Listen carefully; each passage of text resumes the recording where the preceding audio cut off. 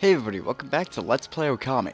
Last time, we explored the sea of North Shima coast on the back of Orca, who is over there somewhere.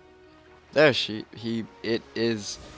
Today, we are going to go to Catcall Tower, as a little girl told us about earlier. She didn't tell us to go there, but she told us that there was a cat that climbed up and then stayed up there and couldn't get down, and said that it became a god at the top.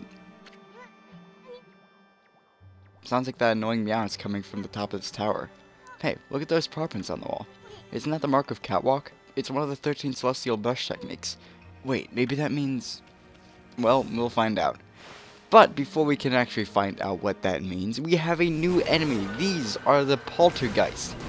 Their floor finisher is Galestorm, and they will give you 2 through 4 Demon Fangs.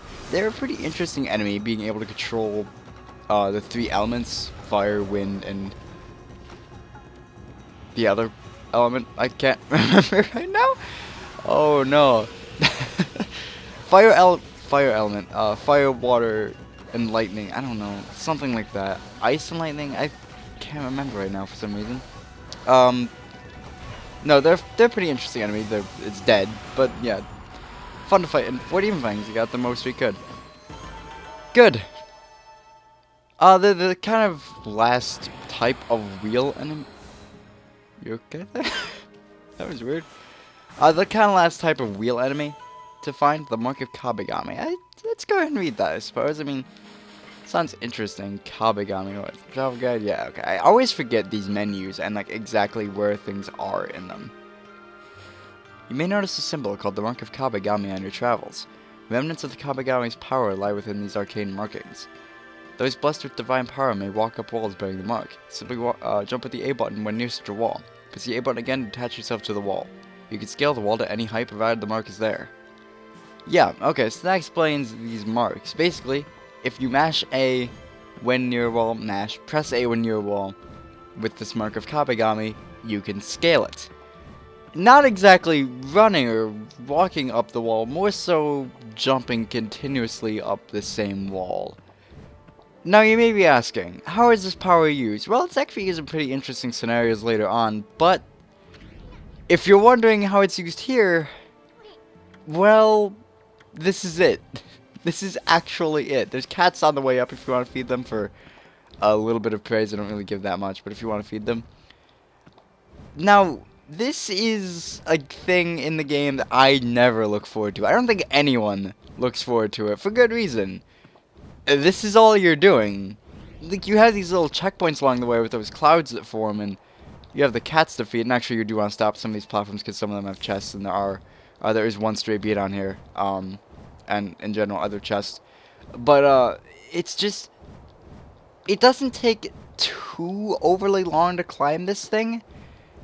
But goddamn, it is like the most uninteresting thing in this game, and whoever decided, let's have them climb a giant tower where you literally smash the jump button, I don't know why they did that. I guess it was to teach you how to, like, appropriately use Kabigami and its power, but I think you get it from just a couple times. I don't think they needed this gigantic tower, you know, that you scale just to teach you how to use Kabigami. That's the only reason I can think that they would have this gigantic tower to climb, other than padding the game, I guess. But I like to say that's not a thing game developers do, even though it is.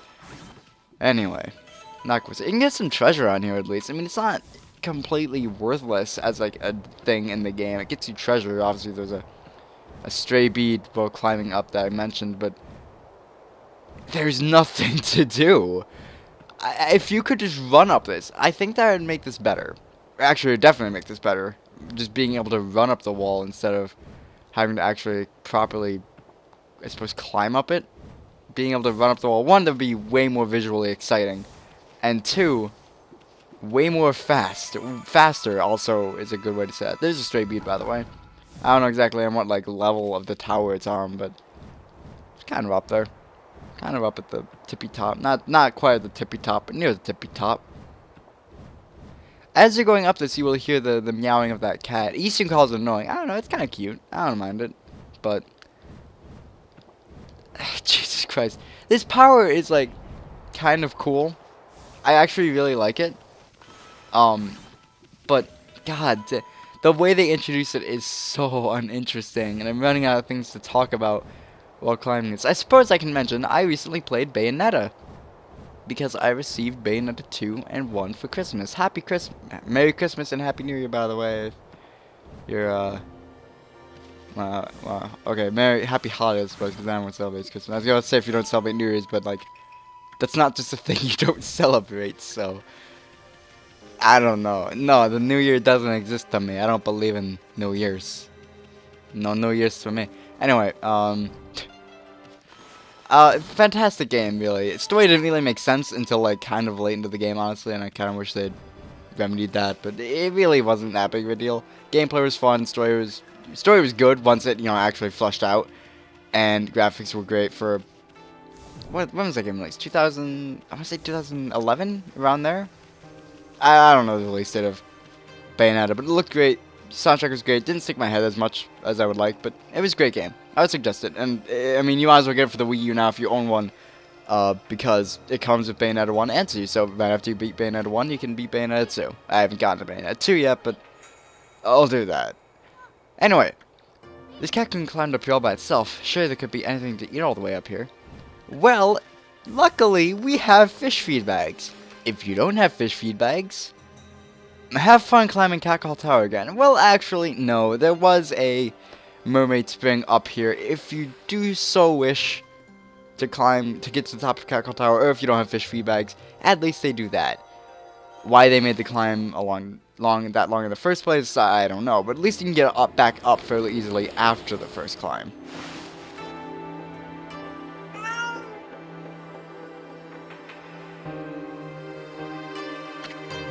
It stopped meowing.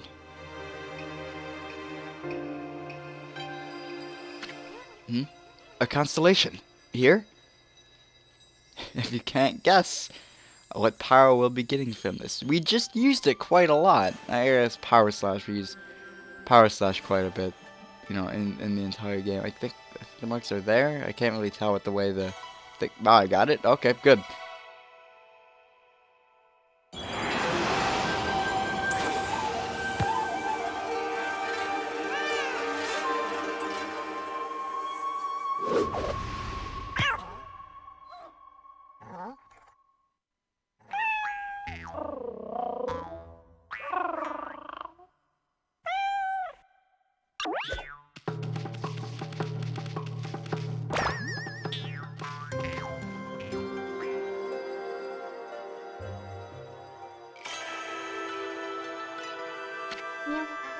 Amaterasu, origin of all that is good and mother to us all.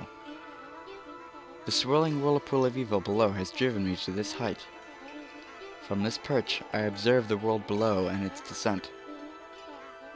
If my power is needed once again, I, Kabegami, god of walls, shall gladly offer a bridge of hope to the realm below. That's right, we have the power of the great god of walls! Kabegami the cat. Hey, I'm not your personal toy to be played with like that. Wait a sec, that must have been Kabegami, one of the 13 gods. The one with the catwalk bus technique? Trust me, we know. And this kitty right here is a messenger of the gods. And here I thought I was just some stray cat that climbed up a gigantic tower. Okay. Yeah, alright. Whoa, check it out, the statue's starting to glow. Oh, I get it. The Kabegami statue is telling you to use the catwalk power. Ami, put your brush on the statue and draw a line up the wall. That'll let you transfer the god's catwalk power into the wall. Right, basically, take your brush and draw from the statue up the wall, except that didn't work. Okay. I wasn't stingy with that. What I like to do is this, because that creates plenty of points and that makes Isun happy. Although you don't really need that many. Look at that, Ami. The mark of Kabegami has appeared on the path you drew from the Kabegami statue. Now you can climb walls anytime you want, by summoning the mark of Kabegami, just like that. Only when the statue is there, though, Isun. Like, kind of left that part out. You can climb walls anytime you want. Not really. God, that's when the statue's here. Anyway, this giant cat statue is kind of cool. Whoa, that's one big kitty statue. It's supposed to be the top of the tower. Well, do you see it going any higher? I mean, kind of is the top. Kamigami has to be one of my favorite bush gods, not because his power is... Oh no, okay, I thought I was gonna fall farther than that. Anyway. Not because his power is, you know, specifically the most interesting of the brush powers, or because his... I guess that's it. I was gonna say personality, but a lot of the bush gods don't specifically have... Actually, you know what? They do have plenty of personality, never mind. Sun fragment up here, by the way. So stray bead and a sun fragment. By the way, we can jump off and it's really, really fun. But, I just like that he's the god of walls. I don't know. Like, that's such a useless thing to be the god of. But goddammit, he did it. Now, around Catcall Tower are these little statues with Kamigami, statues next to them. These little, like, towers. Mini Catcall Towers, let's call them. With chests on them. None of them have stray beads, as far as I remember. Actually, maybe one of them does. I honestly forget. Like, I can't remember every single stray bead. I should be researching this before the video. We have a lot of praise, by the way, and by the end of this episode, we will have upgraded something. Maybe we'll do it soon. I don't know. I don't plan things. It's weird. What I realized with my videos is I like to, like, make them as professional as possible, but I professionally wing it. You know, like, I don't really plan anything. Also, yeah, there's a stray bead. What do you know? Probably a lot of you knew that when I've been were yelling at me that, yeah, you're a stray bead. You need to put the thing. I'm gonna put the thing. Don't worry. You saw it? I don't think it's up anymore. It's been 7 seconds. I don't know, but it was there. Don't worry. You're okay. It's all right. Calm down. Were we up there? I can't remember. I kind of wish the marks stayed so that you could actually tell, like, which statue you've been to. Okay, I got it all. Good. Now, here comes the worst part of the game. You may be wondering what I'm talking about. Because this, I never really mentioned it, but this... Can I make a day? Fine, fucking whatever. I never mentioned it, but this is my favorite arc of the game. Arc being, like, story arc. You may be asking, why am I climbing Catcall Tower again? Well, this is 100% playthrough. You know that's in the title of every episode. Blah, blah, blah, blah. To 100% the game, get every stray bead, you need to climb Catcall Tower twice. It's annoying. It's awful. And I'm not going to show it all. I just want to explain this. You cannot use the mermaid spring. You cannot... You could probably glitch your way up there. I don't know if you just have to hit all these, like, checkpoints in order to, like, tell the game that you climbed it again. That's probably actually how it works, but I don't know. You could probably, like, moon jump your way up there. I don't know, but you can't use the mermaid spring in any sort of legitimate way. You cannot get up here and get the stray bead that will appear from a chest without climbing it again. Why it didn't just appear the first time you climbed it, I don't know, but it didn't. I will see you guys at the top. I am done complaining for the time being. Here we are. And at the top of this tower, it occurs to me that I never really showed what teleporting with a mermaid spring is like. I mean, again, I kind of stress that I just generally don't use them much, and I didn't really use them much here because I can edit out traveling. This world is small enough. Like, it's big, and it's, you know, great to explore, but it's small enough. There's a stray bead, by the way. It's small enough where I don't mind walking around it. And obviously the game is beautiful, so I don't mind looking at the scenery. But mermaid springs are kind of helpful, and mainly, we have no more business at Catcall Tower. There's nothing left to do here. We're never coming back, thank God. So, let's go ahead and go in. You need to be in the mermaid spring, actually, and use one of our 2 mermaid coins. From that, you get a menu similar to the Ultimate Origin Mirror. We don't have as many teleportation points as with Ultimate Origin Mirrors, but we can go back to Shima Coast. I can go back to Shima Coast. I can't go back to North Shima Coast, where I will see you there. Alright, back at North Shima Coast. Now that we have Catwalk, we can actually progress the plot. But there's one thing I want to do. I was just mentioning Ultimate Origin Mirrors, and we just teleported. So let's go over to this Ultimate Origin Mirror, and this gives us a unique little thing to do. If we use Mist Warp, there we go. Mist Warp is required to get 100% in the game. You may be asking why. Well, there are 2 specific stray beads in the game where there are these rocky areas, and you need Mist Warp to warp between Ultimate Origin Mirrors to get to them. One of them is the North View Shima Coast, the other we won't be getting to for quite a while. But up here are going to be a chest, one chest are going to be a chest with a straight bead in it, so there's one more straight bead in northern Ryoshima Coast. And of course, some clovers, which will give us 10 praise each, which we really should upgrade something, I guess, but I don't know, it's at this point in the game when I have max ink where I'm just like, well, I don't really need health. You know what, I'm gonna upgrade my purse just to be safe, because I never know when I'll need more, and I guess, actually, yeah, I'll upgrade my health, why not, why not? I was thinking, I could have upgraded my health twice, but I really don't need to. We have enough health as it is, so I'm fine with how we are. Anyway, I'm gonna go ahead and warp back to North Ryoshima Coast, the normal area. Oh, I'm saving. There's a save menu. Be back in a minute. Right, here we are in North Ryoshima Coast. Before we go and progress the plot, there's one little thing I want to make note of that I really don't see noted in a lot of LPs of this game. Granted, I haven't watched, you know, an extensive amount of LPs on this game. It's just every LP I've watched, they seem to, they like maybe go to it, but they seem to just kind of gloss over and say, yeah, it's there, but yeah, that's kind of cool. You know, I just want to make a bit more detailed note of it. Not that there is much detail like in the little Easter egg, secret. I guess secret is a better word. Up here are some chests, so it is worth coming up here if only for the chests. It has some good treasure, you know, stuff like that.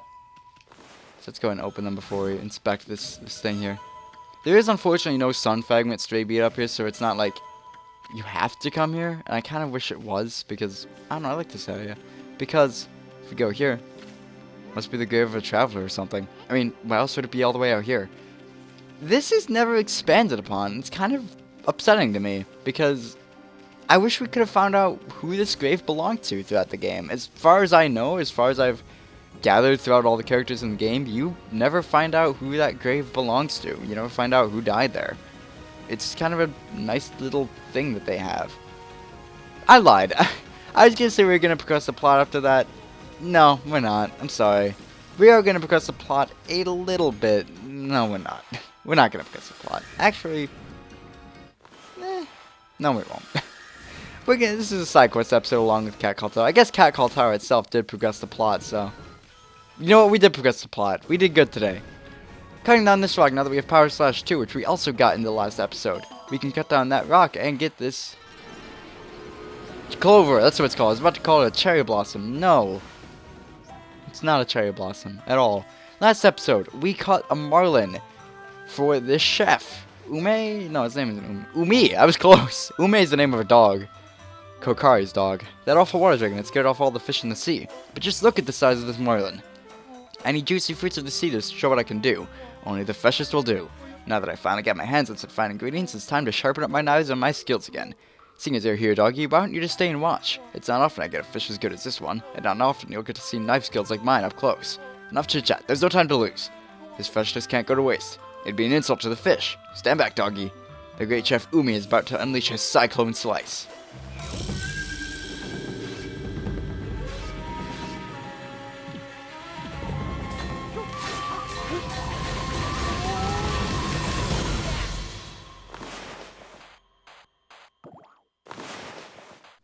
Are you...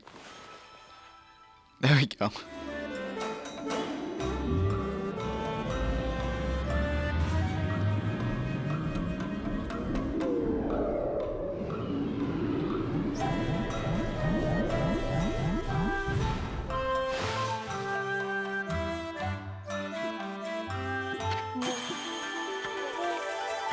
My best handiwork ever. My skills are getting a little rusty, but now I've reached new heights. I've matured. The fish must be fresh, the dish must be quick. If I sharpen up these blades, I'll be serving up a whale next time. I think that's illegal, but anyway, meet Kazegami again. Ah, Amaterasu, origin raw that is good and mother to us all. My power had diminished while you were away. But that man's zeal and your own pure heart have restored my power. I have harnessed this fervent energy to bestow upon you a new power. Dance like a raging whirlwind. Now, you may have noticed I had a bit of trouble drawing that figure. At least the game had a bit of trouble recognizing the drawing I made. This sort of starts the issue of unlockable brush techniques being badly recognized by the game. I'm not sure if it's just the Wii version, the uncertainty of motion controls. I mean, I'm sure that plays a part in it. I'm sure it worked a little bit better in the PS2 version. I'm not sure if they improved the recognition for anything in the PS3 port. But unlockable brush techniques like Whirlwind is okay. It recognizes the Whirlwind brush stroke most of the time for me. It's just that sometimes it doesn't, and especially when you get into the kind of more complex ones, it has a very hard time recognizing any of them. But we made some story progress this episode by going to Catcall Tower and getting a new brush technique. That is some significant story progress, certainly. So when I said we would make story progress this episode, I didn't lie. I just said it after we already had, and made you think we were gonna get more. Because even I thought we were gonna get more. Professionally winging it, guys, as I explained earlier. But with this beautiful view of North Shima coast off the shore, and with Shima, the second body's being praised. Hold up. Oh, Shima, the great Shima, you're so cool. Oh, Shima, the great Shima, we were wrong and you were right all along. Talk to the kid. Jesus Christ, it really was the pair. Orca, I mean. We didn't believe him, but Urashima was telling the truth. We were wrong and you were right all along. Okay, well, how did that pooch? Y'all make it to the Dragon Palace? That whirlpool done sucked it. Get to the bottom of the sea, huh? I'm happy as a pig and slop to hear y'all made it. Except we didn't. Anyway, I reckon I'm in a bit of a pickle right now. I want to go fishing in the sea, but these folks are in my way. The sea's behind you. You could do it, but as I was saying, with this beautiful view of North Shima coast, sea, and the water dragon that just popped into existence, and then popped out. Okay. Right, we're gonna end this episode. Thank you all for watching. In the next episode, we will make more story progress now that we have the power of Kabagami, the great god of walls. See you guys then.